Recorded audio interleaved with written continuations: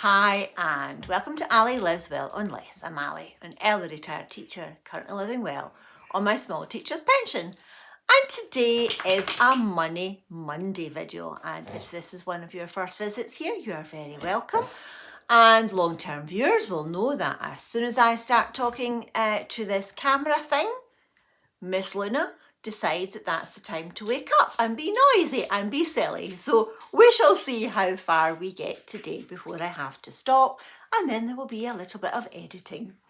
So as you can see from the title of the video, and this is going to be a short video today because I have got an £8 turkey to go and carve and get into the freezer, and you will find out more about that in this week's Foodie Friday. Yes, I gave in and I bought a frozen turkey to test it on your behalf, to see if it's worth doing and the best way to prepare it for now. So yes, I splashed out a little bit of money on that last week, but more about that on Foodie Friday.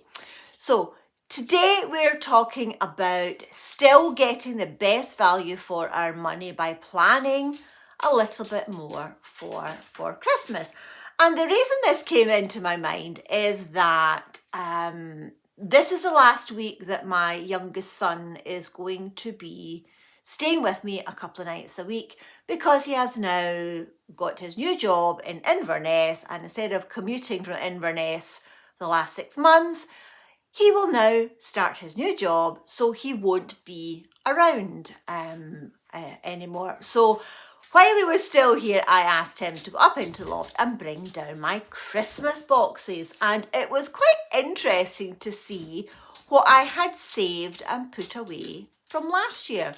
Those of you who've been with me a while know that I moved house in 2024, downsizing. So I did get rid of a lot of my Christmas things. I did donate them to the charity shops and the reuse hub. So it was quite interesting to see what I had saved from last Christmas. And I do try not to waste resources. I try to reuse as much as I can, and the things that I buy, I hope I can get them in a biodegradable form or some way that they can be recycled. So okay, let's just have a wee look at my list, and I will explain as I'm going along. So first thing I noticed when I opened my Christmas box, I have two.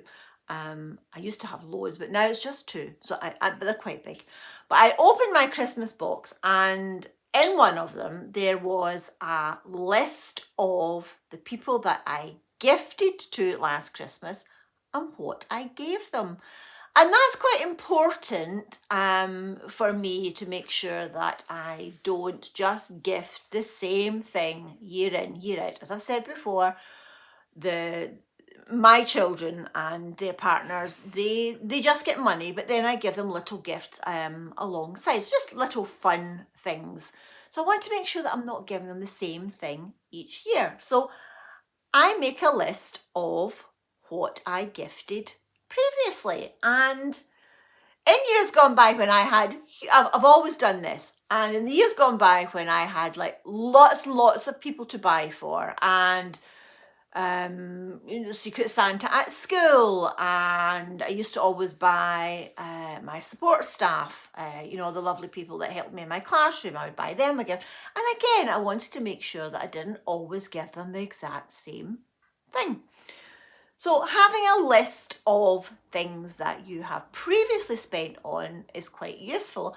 I haven't gone quite as far, and I might do it this year, for next year, is to write down how much it cost me. So for example, if I am buying a nice bottle of wine or a bottle of Prosecco for someone, I should really have written the price down just to see how much it has gone up in price this year.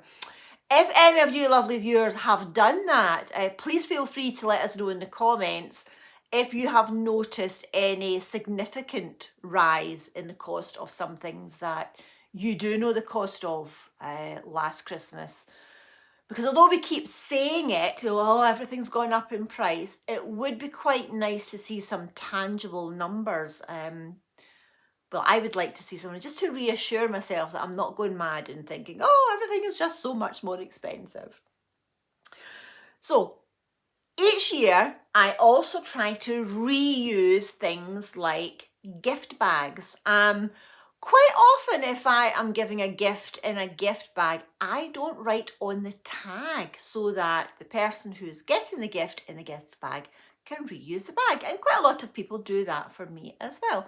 But if the bag still has the tag on it and it's been written on, I just take the tag off and I make a new one.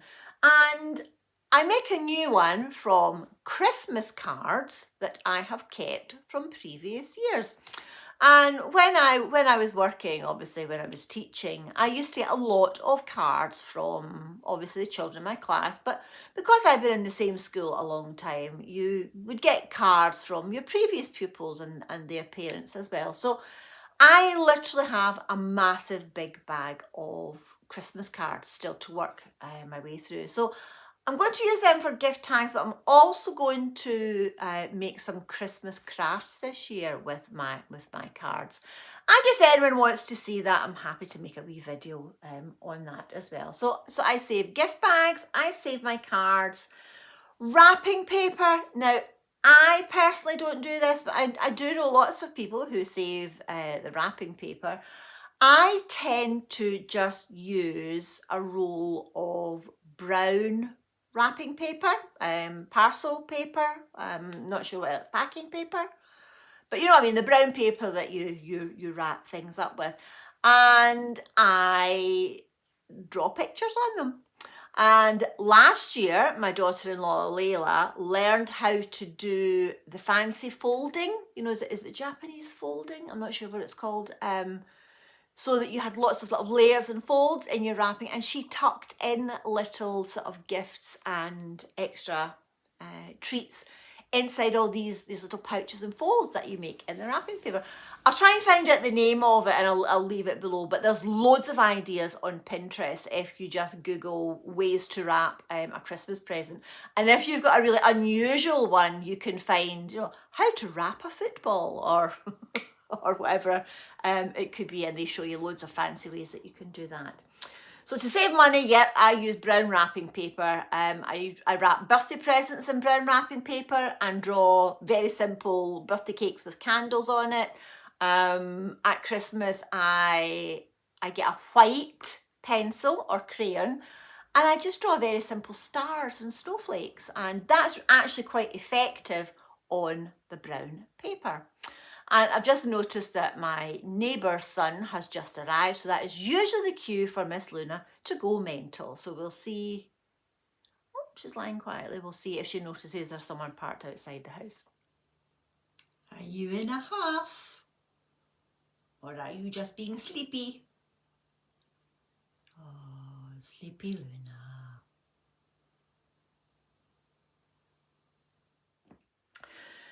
So another thing that I do is in fact, I've been doing it for the last few weeks now, is I read all the taste guides online, you know, which are this year's best mince pies, what's the best, I don't know, turkey, gravy, or, you know, whatever it is, I read them all. And usually the Good Housekeeping magazine, which I'll have a wee look this year and see how much it is, because magazines are quite expensive, but you can find out all the information online. So far I have already read a few online articles telling you that currently the best tasting and best value mince pies at the moment in order are Tesco, Morrison's and Sainsbury's. They got the top 3 spots. And I don't know if that's a particularly British thing, but gravy granules, you know, the instant granules that you just pour the hot water into to have your chicken gravy with your turkey meal. The best value and best tasting is Asda's own label and Sainsbury's own label chicken gravy granules. And they're both I think 162 pence and 169 pence for the little tub. But apparently the Marks and Spencer's sage and onion gravy is amazing, but it's a bit more expensive at £2. But this writer obviously said it was worth paying a little bit more. So it's all about comparing and doing your research. And I appreciate that I have the time and the energy to do that. And maybe it doesn't save me a lot of money, but hey, I would rather be saving £10 and it's in my pocket than in, some big faceless corporation company's pocket. So I enjoy doing that. And all these expert food writers and tasters are doing that on our behalf. So I think you should just put into Google or whatever your search engine is, just say best tasting mince pies 2025, and you'll probably find a few articles pop up on there. And the last thing in talking about ways to save money at Christmas is a bit of a controversial one, but Black Friday deals, we all know they're not always deals, but sometimes you can get a bargain. And if, like me, you track the prices of things, you will know if it is a good deal or not.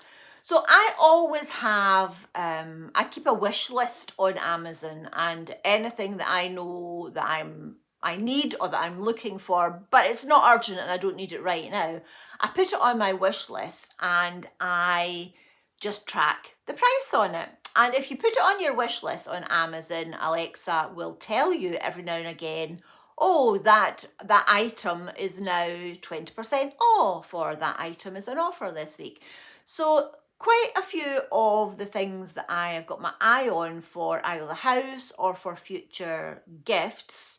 Remember, I'm having my first grandchild next year. I'm keeping an eye and I'm tracking a few things and just watching to see if the prices are worth it. So already I know, and I did this last year, and I think Frugal Granny was talking about bulk buying dog food recently. Again, this year I am going to buy the 2 big bags of Luna's dog food, and I am going to save, I think, £20. Now, that doesn't seem an awful lot, but that's £10 a month for the next few months if I can do that. And because I've cleared out my cupboard under the stairs, I've got space to store 2 15-kilo bags of dried dog food. So just be open to Black Friday deals. Don't get sucked in by, oh, it's bargain of the year and so on. Know your prices and know if it really is a bargain or not. So these are just some of the ways that I save money in the run up to Christmas, and I'm all about trying to keep things as simple as I can. So if my budget for buying something extra for one of my kids is, say, for example, £10, I will try and buy the best quality £10 worth of something, whether that be chocolate or a fancy tea or something that I know they wouldn't normally buy themselves. I would rather do that than buy lots of little sort of Poundland gifts, so that I'm not contributing to the whole, oh, that was fun to play with that Santa themed whatever it was on Christmas Day, and then a few days later, it's broken or whatever and it's ready to go in the bin. So yes, I'm talking about saving money, but I'm also talking about just being a little more environmentally conscious about the stuff that I do buy. And talking of environmentally conscious, one of the things that I actively avoid at Christmas is glitter.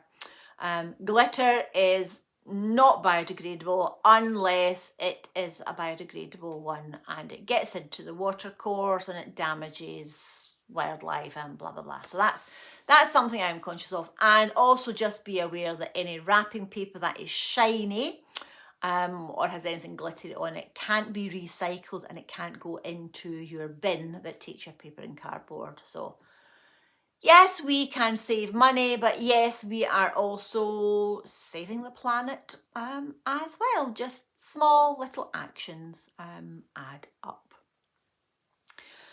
So as I said, this is just a quick video with some random thoughts on how I'm saving money and making the best use of my money this Christmas. I hope the light is actually okay today. Yesterday, in fact, I think I'll pop it in at the end of the video. Yesterday at this time, I was sitting in almost darkness in the middle of the day because it has been so dull and wet and rainy and damp and horrible here in Stirling just now. And then all of a sudden, the sun will come out. But even as I'm looking out the window now, there's a big black cloud over there. So if you're one of those people that suffers a little bit from SAD, please do look after yourself and try and make sure that that you're doing things that give you a little bit of joy, even in these darkest, horrible days of November. So if you've made it all the way to the end of the video, thank you so much. I'm going to go back and edit it and see if it makes sense, because even though I did have my list of points to make, I felt I jumped about a little bit too much there. So I hope it made some cohesive sense. Thank you for watching, and I will see you again on Wednesday. Yes, I'm going to show you something that I have finished and I'm very proud of. So I will share that with you on Wednesday, and I will see you then. So enjoy your day, enjoy the rest of your week, and I will see you very soon. Thanks for watching. Bye for now.